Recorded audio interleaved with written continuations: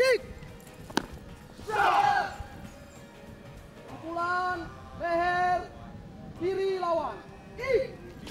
Pukulan rusuk kanan lawan. Ik. Pukulan ulu hati lawan. Ik. Pukulan arah kemaluan lawan. Ik. Balik kiri, kembali ke posisi pukulan arah kepala lawan. Ik. Pukulan arah kepala lawan. Ik. Kembali ke sikap siap.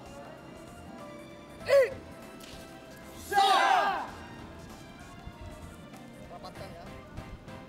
Sarungkan. Pergel. Gerak.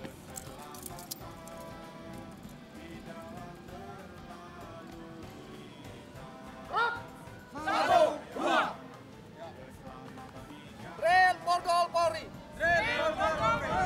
Borgol sebagai alat penangkis. Borgol di kedua tangan.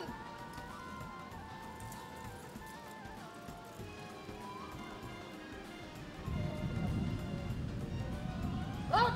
1, 2. Tangkisan arah atas. Ik. Tangkisan arah leher kanan. Ik. Tangkisan arah rusuk kiri. Ik. Tangkisan arah ulu hati. Ik. Tangkisan arah kemaluan. Ik. Balik kiri, tangkisan arah kepala. Ik. Tangkisan arah leher kiri. Ik. Tangkisan arah rusuk kanan. Ik. Tangkisan arah ulu hati. Ik.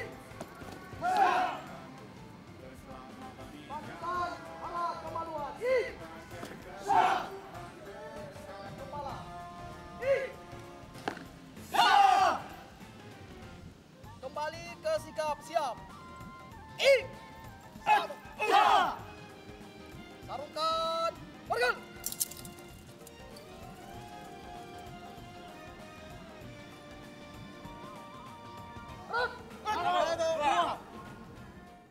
Selamat siang, Bu. Ada yang bisa dibantu? Saya mau lapor kejadian Bu kecelakaan. Ya, ada kecelakaan di mana, Bapak? Di Jalan Bayangkara, Ya. persisnya di depan Indomaret. Ya, itu antara kendaraan apa yang berjalan? Di jam pickup sama sepeda motor. Mungkin Bapak mengetahui nomor plat Tuh, kendaraan. saya kurang tahu itu saya langsung ke sini, Bu. Dan saat Bapak melintas, apakah ada korban yang Saya lihat tadi ada satu orang korban. ada satu orang korban? Ini penumpangnya mungkin Bapak mengetahui. Saya kurang tahu. Yang persis sudah ada juga. Bapak ada identitas yang mendapatkan Bisa, Bu.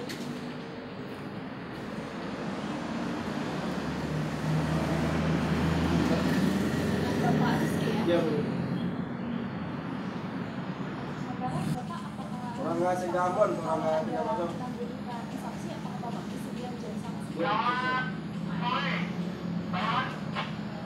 Selamat sore Pak, mungkin melaporkan ada kejadian 33 di Jalan Bayangkara Raya, tepatnya di depan Indomaret Pak. Iya, Bu.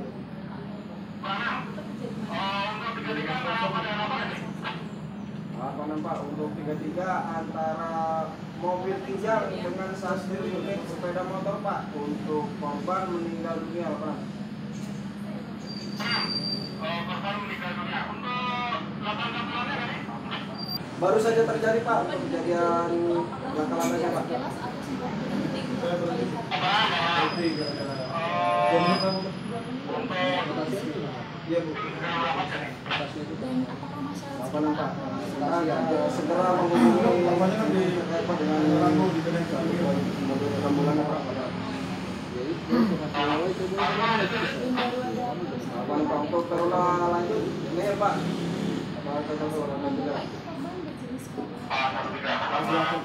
Dan kira-kira apakah luka yang diderita cukup parah atau hanya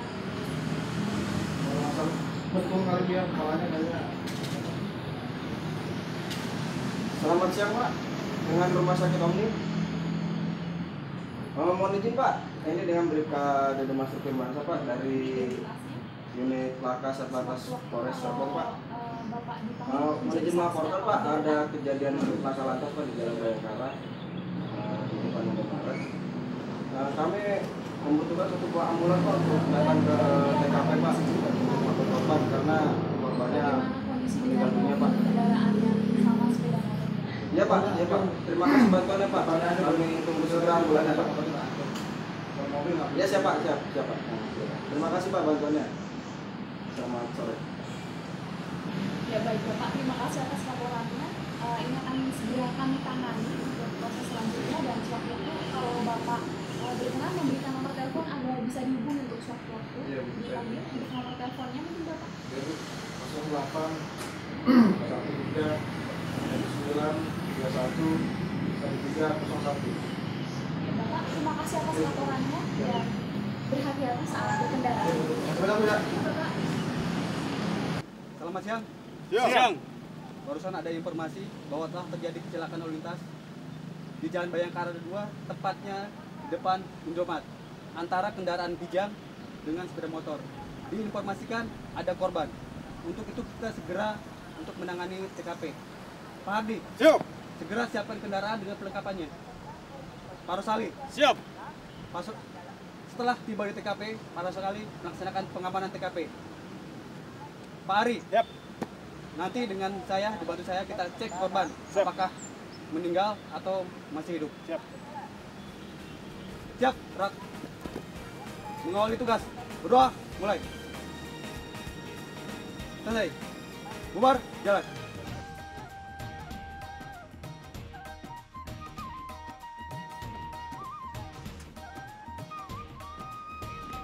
Wahai kawan pengemudi, dengar pesan saya. Bila Anda membawa kendaraan, jangan ugal-ugalan. Sopan santun, Posisi kendaraan unit kecelakaan lalu lintas wajib dalam posisi serong dengan maksud agar marka yang terdapat pada cat kendaraan dapat terlihat sehingga dapat mengarahkan kendaraan yang berada di belakangnya.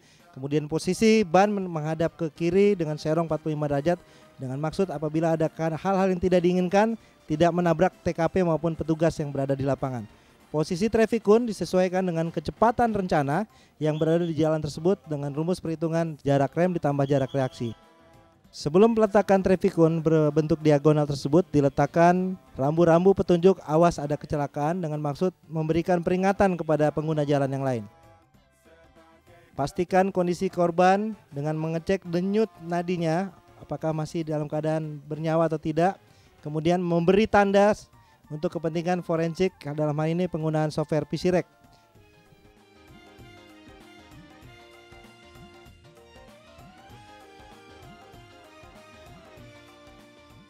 Tandai posisi kendaraan roda 2 seperti terlihat di gambar dan jangan lupa pastikan tanda dari masing-masing poros dari kedua roda kendaraan motor tersebut. Tandai posisi akhir dari kendaraan mulai dari ujung kanan kiri bumper depan dan belakang. Kemudian posisi poros dari masing-masing ban baik roda depan maupun roda belakang sehingga dapat nampak jelas di mana posisi akhir dari kendaraan yang terlibat kecelakaan tersebut.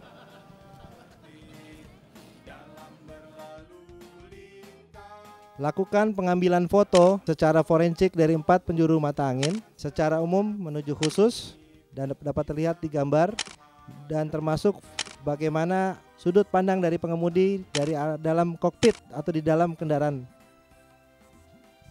Setelah proses olah TKP awal selesai dilaksanakan, maka seluruh barang bukti baik korban maupun kendaraan dipinggirkan untuk kepentingan penyidikan forensik menggunakan aplikasi PCREC dan PCCrash.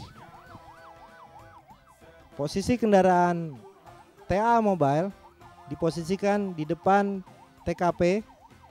Kemudian petugas kita lihat sedang mempersiapkan peralatan yang dibutuhkan. Yang pertama adalah menggunakan peralatan yang dibutuhkan, menyalakan genset.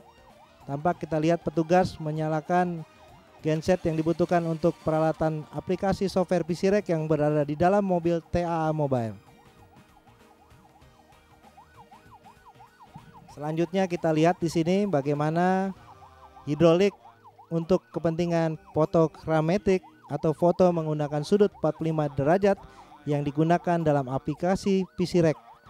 Kita lihat di sini bagaimana proses penyiapan fotografi forensik menggunakan fotogrametrik yang mana diproses di dalam mobil TA Mobile yang di dalamnya terdapat software aplikasi PCREC yang dengan software tersebut dapat membuat foto yang difoto dengan sudut 45 derajat diubah dengan software menjadi 90 derajat. Dan kita lihat di sini bagaimana petugas melaksanakan marking yang dibutuhkan untuk proses PCREC tersebut. Proses penandaan penting dilakukan untuk kepentingan fotografi forensik PCREC. Dalam hal ini yang ditandai adalah bekas-bekas jejak gesekan, bekas goresan ban atau bekas pengereman, bekas ban slip, dan segala bekas-bekas yang ada di TKP. Kita lihat sekarang petugas melakukan pemasangan peralatan DSD tool atau Dr. Stefan Detten Technique yang mana alat tersebut merupakan kalibrasi yang dibutuhkan dengan menggunakan software PCREC dengan proses penghitungan 4-point method dengan menggunakan rumus Pythagoras sehingga apa yang ada di TKP dapat dilihat di software PCREC dan PCCrash dengan skala yang benar. Yang kita lihat di sebelah kiri itu petugas melaksanakan kalibrasi secara manual. Jadi kalibrasi secara manual tetap dibutuhkan walaupun secara teknologi software ini bisa mengkalibrasi secara otomatis sebagai perubahan perbandingan. Kita lihat di sini bagaimana mobil TA Mobile melaksanakan pengambilan foto, capturing foto TKP dengan sudut 45 derajat dari dalam mobil unit TA Mobile tersebut. Kita lihat proses pengambilan foto gambar pertama telah dilaksanakan. Selanjutnya adalah pengambilan gambar kedua yang mana dengan software tersebut beberapa potongan frame atau bingkai foto tersebut digabungkan sehingga bila TKP-nya mencakup sekian meter atau panjang bisa digabungkan dengan beberapa foto yang diambil menggunakan metode PCREC tersebut. Dengan hasil PCREC tersebut, foto-foto capture atau pengambilan foto tersebut digabungkan kemudian dimasukkan dalam software PCREC dan dari software PCREC tersebut dimasukkan ke dalam software PCCrash. Sedemikian rupa proses kecelakaan dapat disimulasikan secara 3 dimensi sebagaimana yang saudara-saudara lihat di dalam gambar yang terlihat dalam layar monitor. Ini terlihat bagaimana petugas PCREC, petugas TA Mobile melakukan proses pengambilan foto kemudian mengkalibrasi foto tersebut dengan proses penghitungan secara matematika dan fisika yaitu 4-point methods atau teori penghitungan 4 sudut menggunakan rumus Pythagoras yang mana tingkat kesalahannya adalah di bawah 1%. Manakala proses tersebut terjadi kesalahan di atas 1%, maka proses kalibrasi tersebut gagal, artinya gambar tidak dapat digunakan dalam proses selanjutnya. Kita lihat bagaimana petugas melaksanakan kalibrasi dan pengecekan angka-angka yang dibutuhkan. Manakala ada total error atau total kesalahan di atas 1% tidak dapat terrectify atau terlihat seperti gambar di saat ini. Gambar dibuat seolah-olah diambil dari atas helikopter. Proses selanjutnya adalah bekerja dengan PCCrash. Software ini digunakan untuk mensimulasikan kecelakaan lalu lintas secara 3 dimensi berdasarkan bukti-bukti fisik yang ada di TKP. Saat ini kita melihat bagaimana penyidik TAA melakukan import atau memindahkan gambar PC Rack, hasil bekerja dengan PC Rack ke dalam software PC Crash, dan selanjutnya melakukan pengaturan ulang kalibrasi dari skala, yang mana dalam ini diwakili oleh alat kalibrasi DSD Tools sepanjang 4 meter dan akan terlihat wujudnya seperti ini.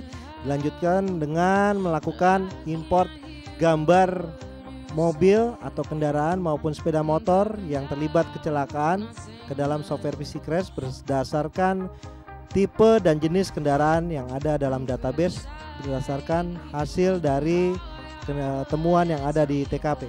Dan dari kendaraan tersebut selanjutnya kita akan merubah settingan-settingan yang berada di TKP berdasarkan bekas jejak, bekas gesekan, bekas rem, bekas benturan, dan bagaimana posisi suspensi berdasarkan muatan yang ada dalam kendaraan tersebut, baik dari berat penumpangnya itu sendiri maupun berapa berat muatan yang dia bawa pada saat terjadinya kecelakaan.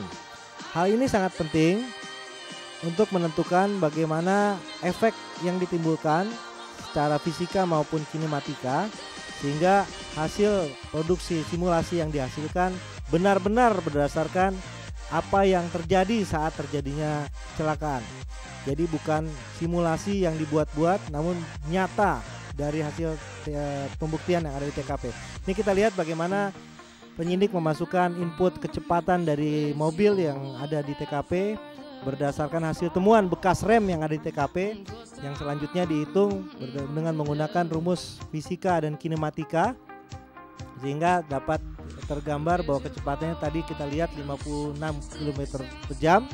Selanjutnya kita lihat bagaimana penyidik merubah settingan, apakah setirnya ada membelok ke kiri, ke kanan, apakah terjadi pengereman, itu semua bisa dirubah berdasarkan bukti-bukti yang ada di TKP. Ini kita lihat kendaraan sudah disimulasikan tabrakannya.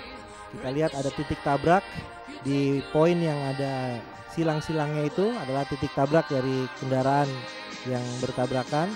Ini kita posisikan kendaraan tersebut berdasarkan titik tabrak dan berdasarkan end position atau posisi akhir manakala terjadinya kecelakaan.